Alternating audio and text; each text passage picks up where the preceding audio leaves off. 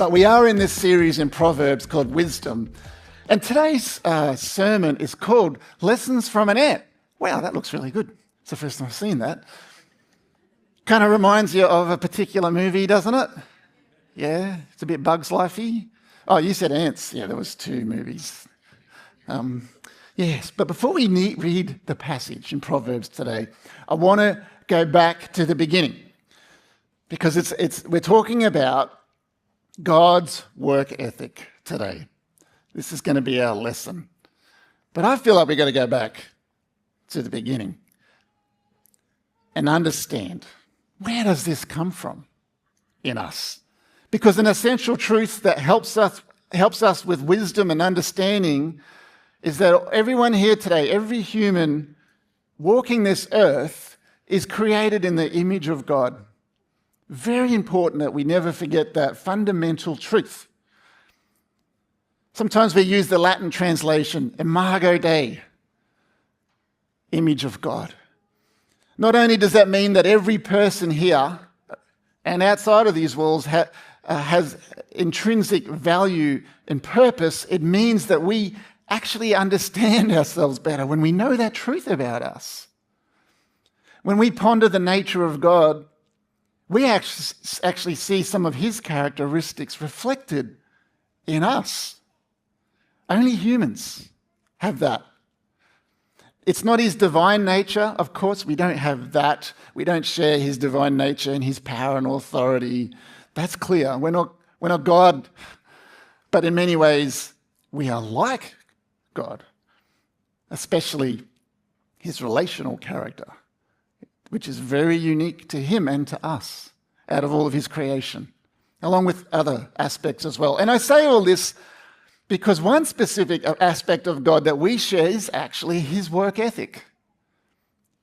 I don't know if I've ever preached on this before, but it's come up in my list of Proverbs to teach on. But it's his work ethic, and it's very much centered around creativity. It's clear that he works hard at creating beauty and caring for that beautiful creation. In fact, he works so hard, our God works so hard, that he took and imposes on himself a rest period. You know, the Almighty God, omnipotent, omnipresent, still imposed on himself a rest period, which must mean something for his created in his image beings. We go back to Genesis. This is what he said. On the seventh day, God had finished his work of creation, so he rested from all his work. And God blessed the seventh day and declared it holy because it was the day when he rested from all his work of creation. Notice something though, Genesis didn't say that God retired from work after 6 days. You know, that wasn't the end of it. It just says that he took a day off to get some rest, and he said, we're going to do this regularly. Rest was stopping work. In fact, a period of rest was so important, he said, we're going to set it apart. Us, you humans created in my image, I'm going to set it apart for you. So if we are made in his image, it makes sense that we follow this same characteristic and ethic. We follow his work ethic that God built into us. It's tied to working hard, and it's tied to rest. Work hard and work creatively and take regular periods of rest by stopping all work. It's not only wise, it's part of his image in us. Everyone with me? Now, God is clearly a worker, and we're clearly made to work as well, and it's been that way from the start. And here we go back to Genesis again, chapter 2, the next one. The Lord God placed the man in the Garden of Eden to tend and watch over it. There's something about work and creativity coupled with rest that is actually built into our DNA. And nothing has changed, by the way. If we go to John chapter 5, here's what Jesus said. My Father is always working, and so am I. We're not actually created to do nothing. We're created with a purpose to care and to build and to create and to serve and to rest. So work isn't a result of the fall in the Garden of Eden. It did change somewhat, aspects of it. It became harder in some ways, but it's not the curse. Work was already there in the beautiful, perfect garden for creative and beauty and other reasons. What's all they got to do with Proverbs? You're probably asking. Well, we're going to read this short proverb about an ant. That seems strange, I know. Why are we using ants as an example? But obviously Solomon put this short proverb of wisdom into his wisdom writings for a really good reason. So let's take a look, and we're going to pull out a few lessons and applications for us today. Let's read from Proverbs. Here's what he says.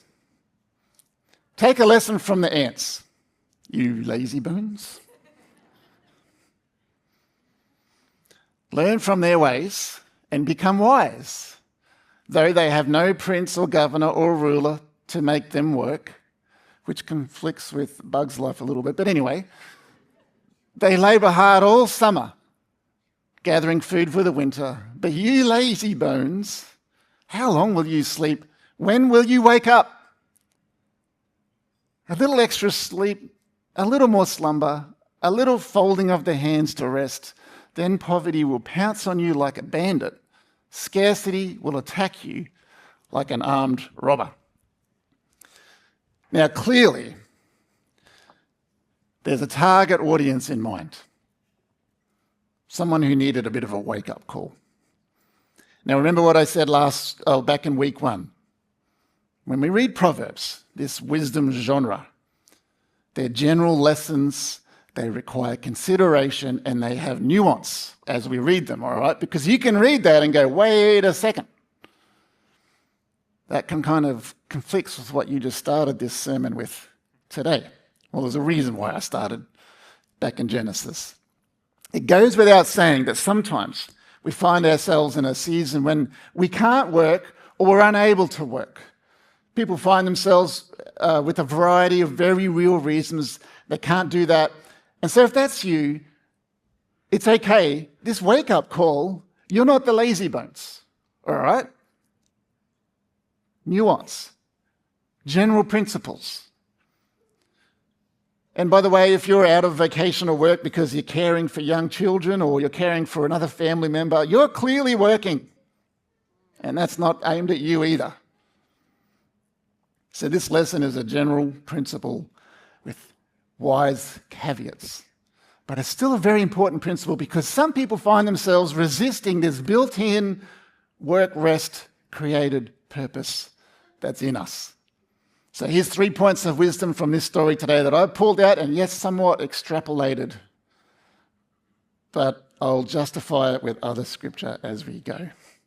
Point number 1, a healthy work ethic brings healthy rewards. Verse 8, ants labour hard all summer, gathering food for the winter. I just think this healthy work ethic is God's purpose for us and part of our created order. It's the source of much good in the world, but primarily, of course, it's provision for us. Now, I know the example of the ant doesn't mention the rest side of things, but rest is part of this work ethic as we read in Genesis, and we find it all the way through his scriptures. In fact, Proverbs, if we go out of this particular chapter, we'll find this warning in chapter 23. Don't wear yourself out trying to get rich.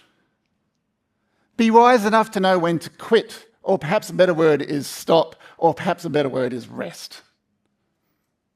But we know what he means. We read Proverbs with nuance, don't we? Because overworking is as unwise and damaging as laziness. We don't like to hear that one, do we? We like the one about lazy bones. We'll get to that. But our culture pats us on the back when we overwork sometimes. Overworking damages you and your family, and if you're not taking that seriously, then I implore you today, get some help, some wise advice, and make adjustments, because it's possible you're not being faithful to God's work ethic, the way you were created. But the proverb about the ant is clearly targeting the other end of the spectrum. Those who are lazy or are also in a dangerous place. And you find yourself perhaps encountering poverty. Financial poverty is probably the main concern from Solomon. But in my experience, if we fall into a lazy pattern, then we find poverty in our relationships, we find poverty in our spiritual life, and we find poverty in our physical life as well. You think about it. If laziness keeps us from the fellowship and social interaction and perhaps family time, we lose the dear benefits of the relational side of how we were created. If laziness keeps us from our daily time with God, we just don't have time for Him.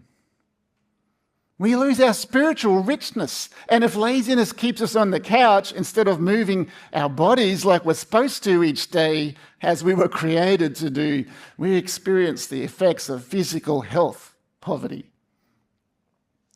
I mean, I've been there. I won't ask you to put your hand up. A healthy work ethic brings in healthy rewards, and it increases the likelihood that we're going to be protecting ourselves from poverty. And at the very least, protected from the things that are within our control. Because I know some things are not within our control. I get that. Remember, we're reading this as general principles with nuance and wisdom. But there's a point to this lesson. And one of the challenges in our modern world, quite frankly, is the ridiculous volume of distractions. The entertainment options that we have now are amazing. Not to mention our obsession with finding ways to do things with less and less effort. Now, I'm not saying technology and inventions and new tools and appliances and things to entertain us are bad. I'm not saying that, right? But there's a massive downside in some of these modern advances that are appealing to us and our money. And entertainment on screens gives a dopamine hit, which becomes an addiction. And next thing you know, we struggle to get up off the couch and to do what we were actually created to do. We can become lazy, so perhaps we find space in our life where we can say, are we a lazy bones in that area? At the very least, an online game can be entertaining and fun, but next thing you know, it's what you do for hours and hours and hours at a time, and it keeps you up late, and we might experience relational poverty. In some situations, it can be financial, and in extreme situations, it can lead to mental health struggles as well. So this piece of wisdom literature says, for me, I'm reading Nathan, caution, watch for patterns and addictions that lead to laziness in any of these areas, as laziness can lead to poverty. Verse 11 again, just to remind us. Then poverty will pounce on you like a bandit, like it comes out of nowhere. Where'd that come from? But it's been there all along. Scarcity will attack you like an armed robber, steals things from us. And as I said, some people have a genuine reason for not doing things, perhaps working. But I've encountered those who reject opportunities for work, waiting for the perfect work. And perhaps sometimes God's saying, maybe this is the next step for you. I'm giving you the opportunity and you're missing it. What if He's giving you that opportunity right now? What if it's a stepping stone? What if you need to learn something in a role that perhaps you don't really want to do for a while? What if it's just the right thing to earn a living for you or your family in this season for no other reason than to cover living expenses and keep you out of poverty? All right. Here's the second thing that I'm seeing in this passage. Number 2. Initiative will open doors of opportunity. What do we see from this ant example? Though you have no prince or governor or ruler to make them work, they labor hard all summer, gathering food for the winter. I don't know if that's completely true with ants, whether there's no leadership or direction, but whatever. It doesn't matter. The point is, the ants just get on with initiative to do what they see an opportunity and a need and they go for it. They make it happen. So using your God-given initiative will get you a long way in life. Can I just say that? Young people, here's a message for you. I've found, particularly in my work life and in most areas of life, a really good attitude and a willingness to show initiative gets you a long way. Just those two things. Because I've been surprised sometimes where I haven't seen that. It's worked well for me. Someone who, with initiative, doesn't wait to be told what to do, yeah? Rather, they take the opportunity that's presented to them. Or they see a need, and they look for a way to overcome the need. They look for the opportunity, they see the opportunity, they find ways to overcome any obstacles to that opportunity. And they work hard to see it realised. There's a lot of reward in that when you show initiative. By the way, when you show initiative, sometimes you take risks. And some risks don't work out. And it's okay. Don't let that stop you from having initiative. In your workplace, clearly, you have to follow and submit to the direction of those above you, but within those boundaries, initiative will go a long way and your boss will notice. And it's the same with every other aspect of life. Initiative looks ahead in life, sees what is needed, takes the initiative, put that into place.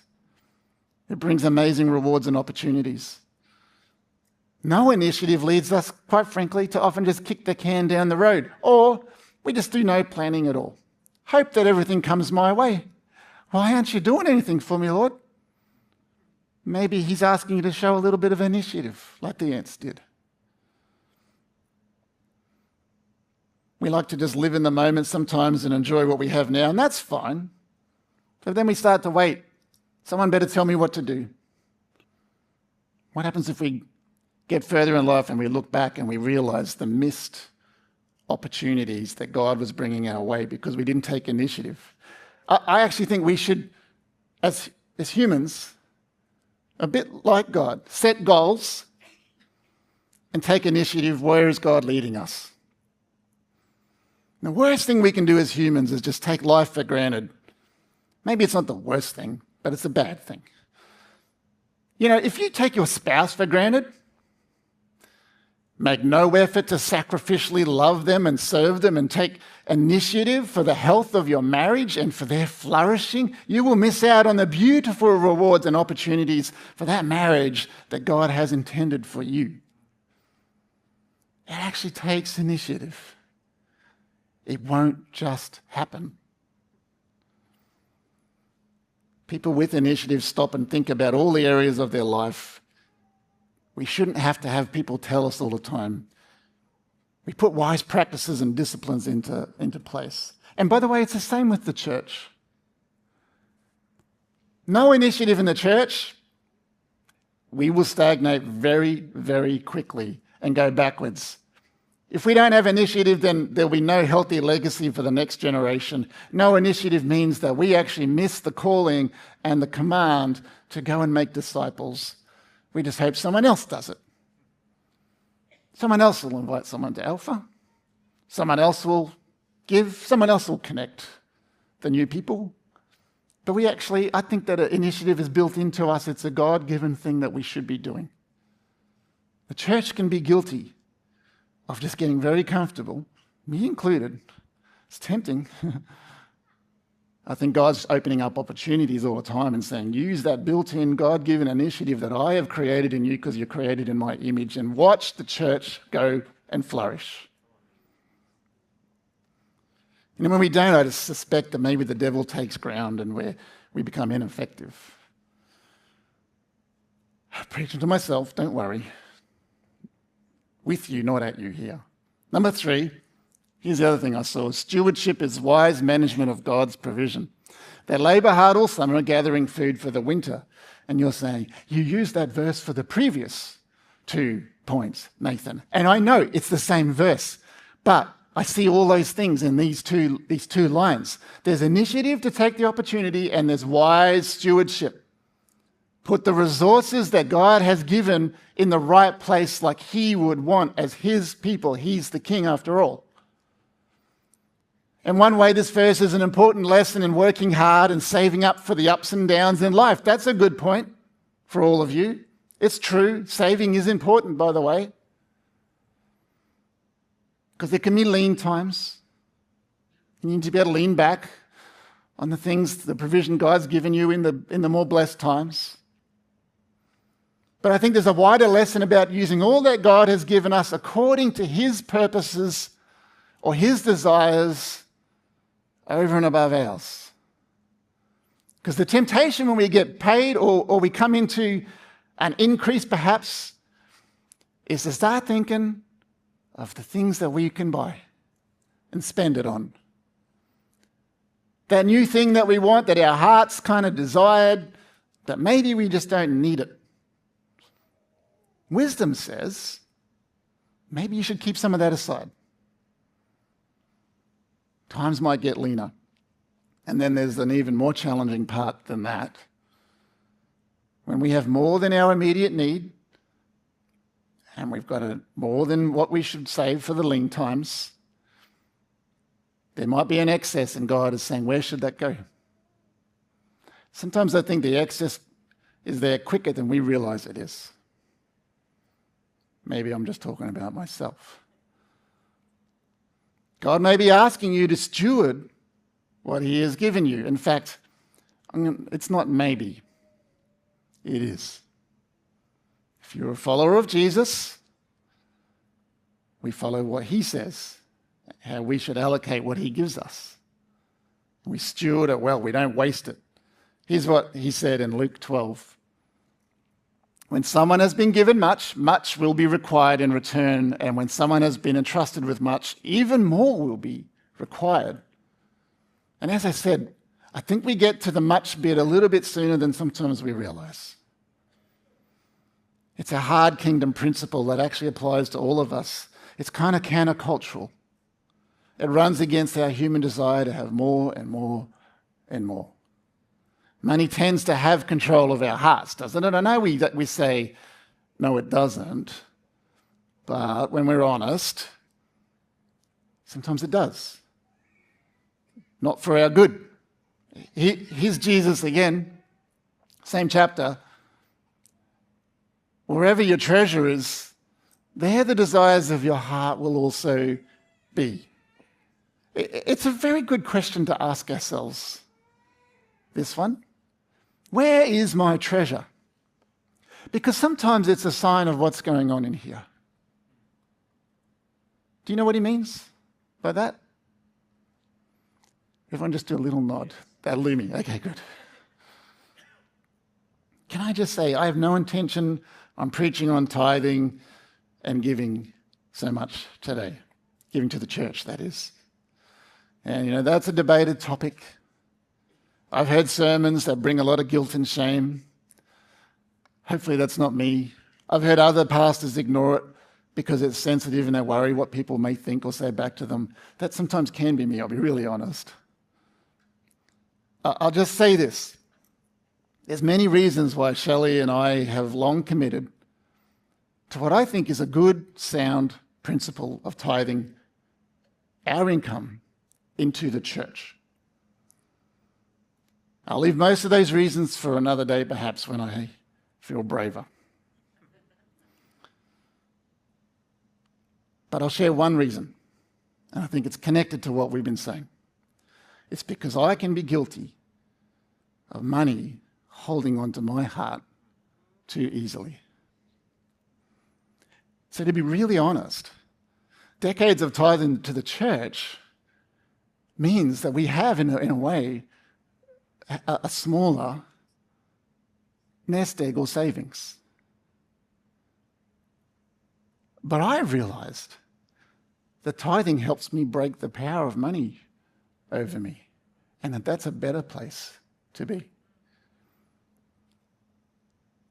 It helps my faith And as a result, I've learned to trust Jesus. He will provide enough. And so I feel called to be a good steward in that area with what he has given me. And by the way, I also, maybe this is a point too, and I said I'd only give you one reason. It does empower the church, let's be honest, for the mission. It's part of that anyway. There's many other reasons, but you can come and ask me if you want. There's a kingdom principle about giving to those in need on top of these tithes, though, and it's clear, and I don't think we should ever question it. And so I'll go to another part in Proverbs, chapter 22. Blessed are those who are generous, because they feed the poor.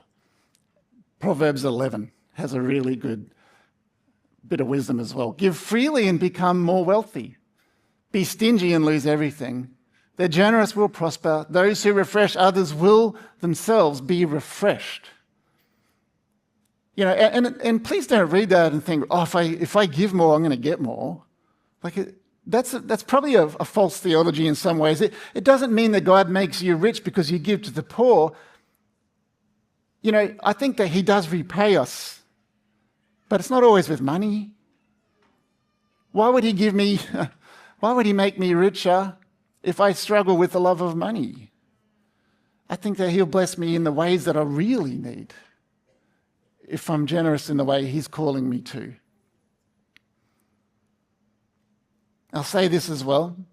It's interesting how often I've heard stories from people giving to those in need only to find God looking after them in very, very tangible ways. We are called to steward well what God gives us. And if he gives you more, it probably means he wants you to give more. And if he then gives you more again, then he probably wants you to give more again and again and again and again. Not just to ministry needs. Clearly we're talking about people in need now as well. Those who are struggling in life for lots of reasons. Those who have more should give and support. Next week, we've got compassion here. This is a very, very practical way that you can help people in poverty. John Wesley has a famous quote. How many of you knew I was going to go to this? He says, earn all you can, save all you can, give all you can. That's good practical advice, isn't it? I think it aligns really well with what we've been reading this morning. Everyone nod again. Okay, good. You know what we should do is like a little symbol on the screen when I need, like they do when you go to the studio audience, clap, laugh, nod. Yeah, I just thought of that. We'll workshop it. Okay, we'll workshop it. Put it on the whiteboard. Okay. Anyway, let me wrap up. Here's what I want you to hear. There is a balance in all of these things when it comes to God's work ethic. Our corrupted human nature often pulls us out of the healthy middle space that God intended. We overwork and cause massive damage to ourselves or others around us. That's at one end. Or we fall into a pattern or a trap of being lazy and underworking and causing damage to ourselves and others at the other. There's a wise, healthy middle space that God intended and showed us and demonstrated to us. So is God asking you to rebalance today? I know the focus has been on laziness in this proverb around the ant, but I'm talking to those on the other side as well, because even though our culture, they say, you are the hardest worker I've ever seen. I've had people say this to me sometimes, and I go, that made me feel good, but I don't think it's actually healthy at all. That's feeding something unhealthy in here, and it's something unhealthy about our culture. Because we can be damaging ourselves, and again, as I always say, we can damage our family. It's not being wise. What about point 2? Is he asking you to stretch yourself and use that initiative that's built into you? Perhaps he's saying it's okay to be a bit bolder. Not wait for others. Take the opportunities that God brings your way. Or perhaps he's asking you to consider how you're stewarding all that God has given you. You know, it's funny when you turn 50, a mental shift happens and you start reviewing your life a little bit and seeing that there's not as much time left that you've already had. And you start to consider things. Have I wasted my time? I wish I could have done this better with my kids and with my wife and my family. I wish I had invested more in this space. And all those things start to flow through your head. Anyone nodding with me on that one? Oh, good.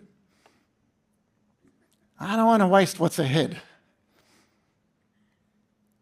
And I've got to think about, Lord, where do I adjust my priorities now?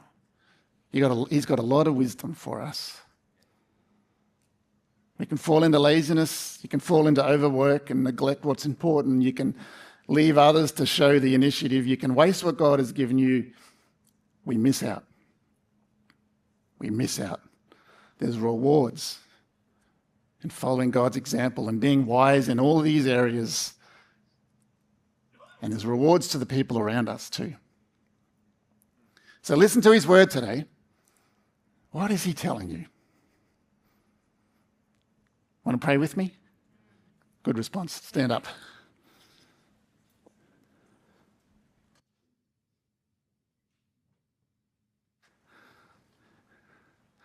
All right. Why don't you just take, say, 30 to 60 seconds now. So, Lord, what are you saying to me, God, today? Not the pastor. What are you saying, Lord?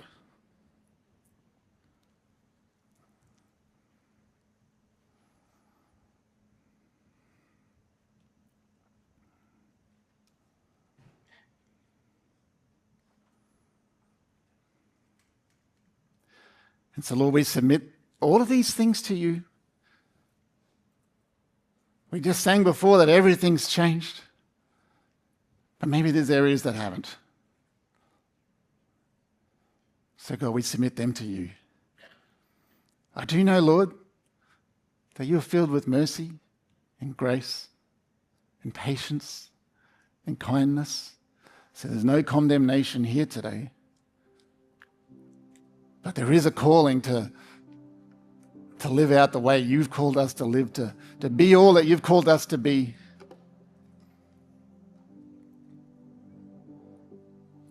And the beauty, Lord, is that you give us the strength and the power to do that, to live for you.